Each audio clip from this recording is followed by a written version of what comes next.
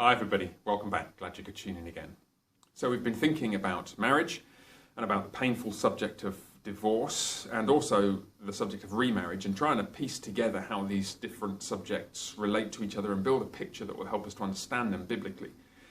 You remember in the first devotion in this series we talked about marriage and we noted in biblical terms it's a covenant between a husband and wife, a man and a woman, which is intended by God to be lifelong.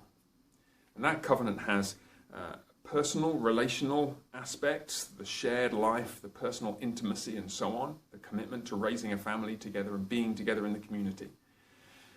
And it also has a public legal aspect, the marriage certificate, if you will. And these two parts are supposed to go together and the whole package is supposed to be lifelong as a blessing from God for the stabilization of society, for mutual love and for the raising of children and so on and so forth. That's what marriage is. Well, if that's what marriage is, what possible place could divorce have in the picture? What's divorce for if marriage is supposed to be lifelong? You remember we looked at this in the second devotion in this series. Put simply, divorce exists to protect the vulnerable. If a spouse has been sinned against in some grievous way such that the marriage covenant has been broken, divorce is the public legal statement that says that the marriage is over, that the covenant is broken. And notice it's there to protect the vulnerable. Covenant-breaking sins in marriage, sins that break the marriage covenant, leave the party who's been offended against very vulnerable, unsure where to turn, unsure about whether it's right to continue in this relationship. And the divorce certificate effectively says publicly that this relationship is over, the marriage is over, and it's over because of the sin that was committed previously by the other party. And so it protects the vulnerable from the consequence of that, at least to some small degree, knowing, of course, that it's not possible for anybody to be protected from all of the consequences of sin. So that's what divorce is for. So that then raises a further question. Is it possible to be any more specific than that? In particular, precisely what sins constitute grounds for divorce? What sins do break covenant in that way between husband and wife? I mean, obviously we all sin every day. It's not the case that every sin is a covenant-breaking sin, and certainly not every sin breaks the marriage covenant. So what sins do? And Scripture actually tells us, and it's important for us to try and get that straight so we can understand in what circumstances it might be or would be legitimate for one party or another to seek a divorce. Now, before we get into that, I do need to issue a couple of caveats. The first is to say that even if grounds for divorce exist, they need not be acted upon. A divorce may be possible in some cases, but the spouse who's been offended against may choose not to sue for divorce. That's fine, and that's a subject which we may need to return to. Suffice it to say at this stage that the grounds for divorce do not necessitate divorce in every case, and a certain amount of wisdom is needed to navigate that. Again, more on that at a later date. The second thing to say is, and this is not at all intended to be whimsical, but this video is not intended to be legal advice. That is to say, if you or anybody you know should find yourself in a position where any of this seems relevant to you or to somebody close to you, please do not just go on the basis of this video in deciding what to do. The reason is very simply and very importantly that every case is different and every case is complex and every case really ought to be weighed and thought through by not just you and me producing this video, but by the elders of your church and perhaps also by others as well, so as to come to a wise and biblical understanding of the issues involved. This is not sufficient just in and of itself for any of us to apply to any concrete situation. This is a broad depiction, I hope by God's grace, of the biblical categories of sins which fall into this category of sins which break the marriage covenant, sins which give grounds for divorce. And with that in mind, without further ado, I'm going to read a short section from the Westminster Confession of Faith which summarises one major historic reformed stance on this issue. Then I'm going to show you where those things come from in the Bible, and hopefully I'll be able to give you a picture then of the biblical background to this question. The reason for beginning with the Westminster Standards is not because they're binding in some absolute way, like Scripture is binding, but rather because they're extremely wise, extremely well thought through, and at this point, extremely helpful and extremely clear. So I'm going to read from chapter 24 of Marriage and Divorce, section 6, and then say a few words about the biblical background to it. Here's how it goes.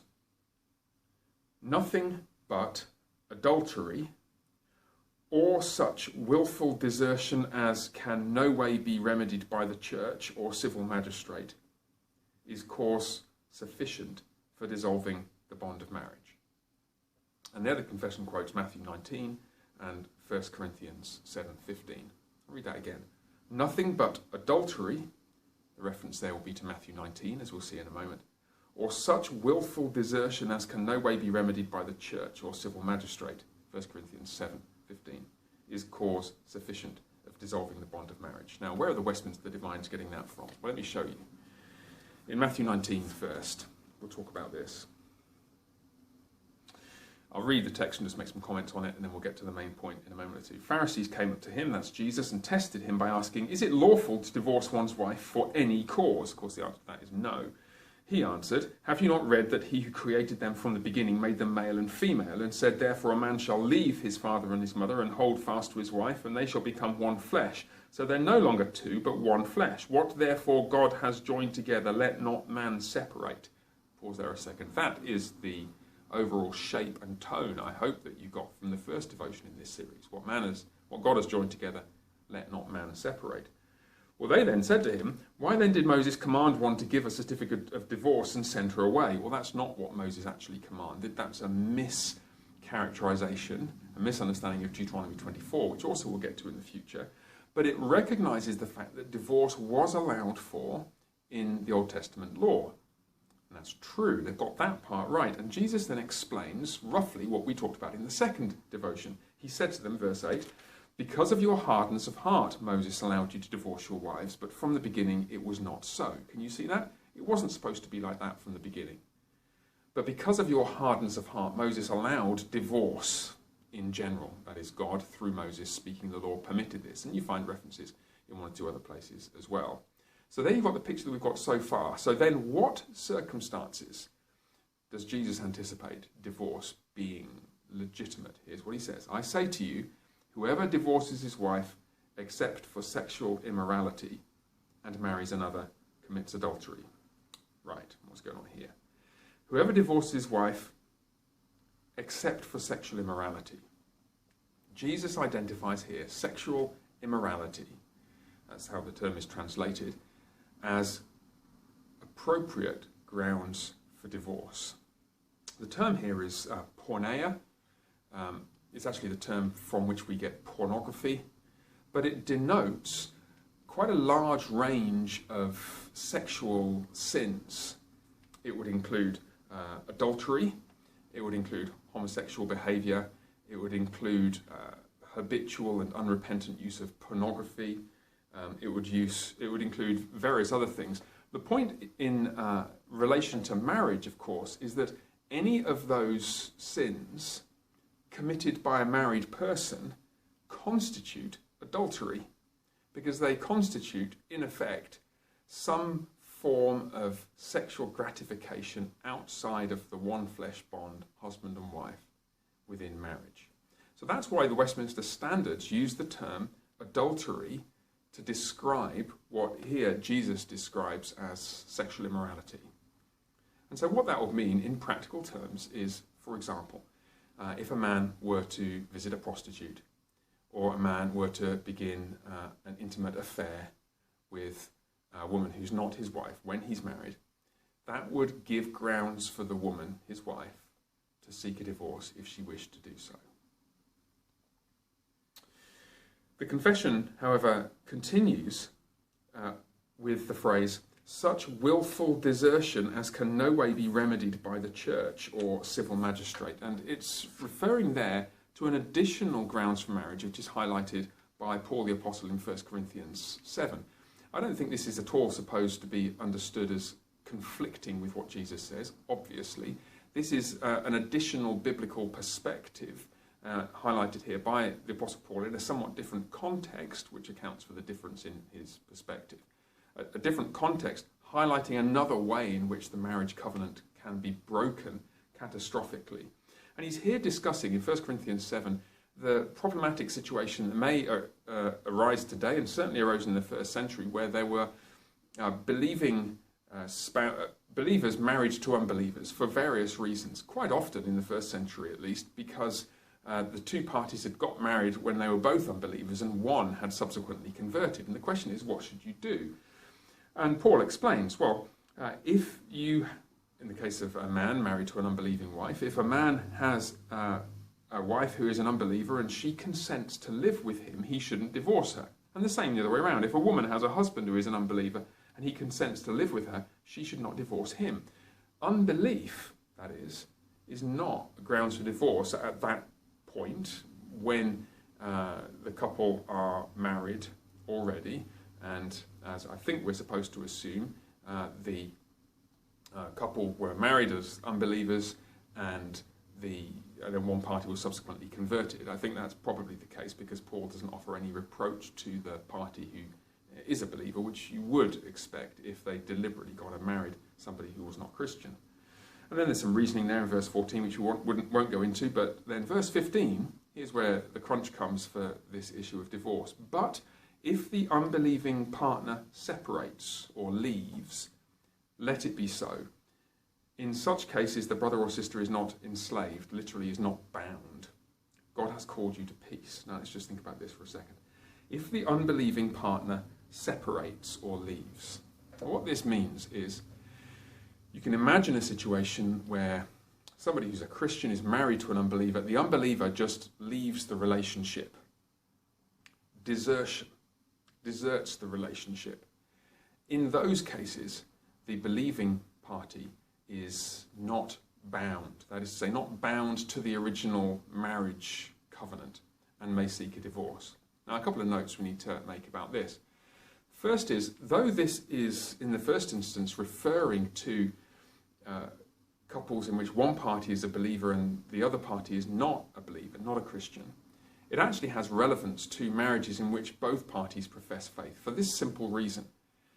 In circumstances like this, when one party leaves the marriage for no good reason, and that's an important point, if they leave without good reason, no good grounds for divorce at all, they just desert and go off with somebody else, they've actually started behaving like an unbeliever anyway. And if the church discipline process were to be enacted as it should and took its course, it would result in the excommunication of that person if they were not repentant concerning that action. A believer who leaves, in other words, is behaving like an unbeliever who leaves, and this text applies directly. So desertion, physical desertion, abandoning the family, let's say a man walking out on his wife and 3 children, just leaving her, gives the wife grounds to seek a divorce. The woman may seek a divorce in those circumstances. The second note is necessary here. It's possible to desert not physically, but, so to speak, virtually. And I don't mean virtually in the World Wide Web sense of virtually. I mean, you're still physically present in the building, in the family house, but are behaving so aggressively, perhaps, so violently, or so manipulatively in emotional terms, that that person has effectively deserted the marriage, although they're still physically there. Ethicists talking about this subject will sometimes talk about virtual desertion. And the point is that, let's say, a husband is not physically absent from the home, it's just that whenever he's there, he's drunk and violent, which means that he's absent insofar as his commitment to be a loving husband is concerned. He has virtually deserted the marriage. And this is one of those situations which I had in mind particularly when I said at the beginning, this video is not legal advice.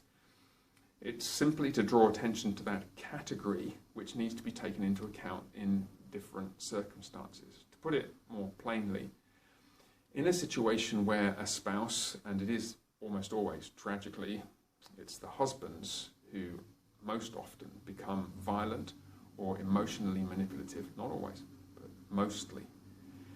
That may be grounds for divorce as well, even if they've not committed adultery and they've not physically deserted, because they have virtually deserted the marriage covenant. They've left insofar as their responsibility to be a blessing as a husband is concerned, and they're there physically only insofar as they're now a curse and an assailant or a thorn in the side to their aggrieved spouse.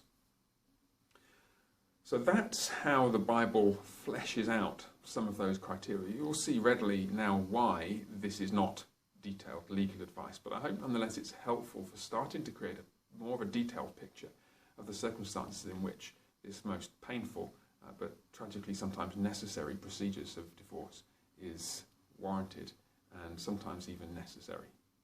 We'll continue thinking about this subject in the next few days. As ever, if you have any questions, please don't hesitate to get in touch. Give me a call, drop me an email. Very happy to talk some more. But I hope this is helpful. The Lord bless you, and bye for now.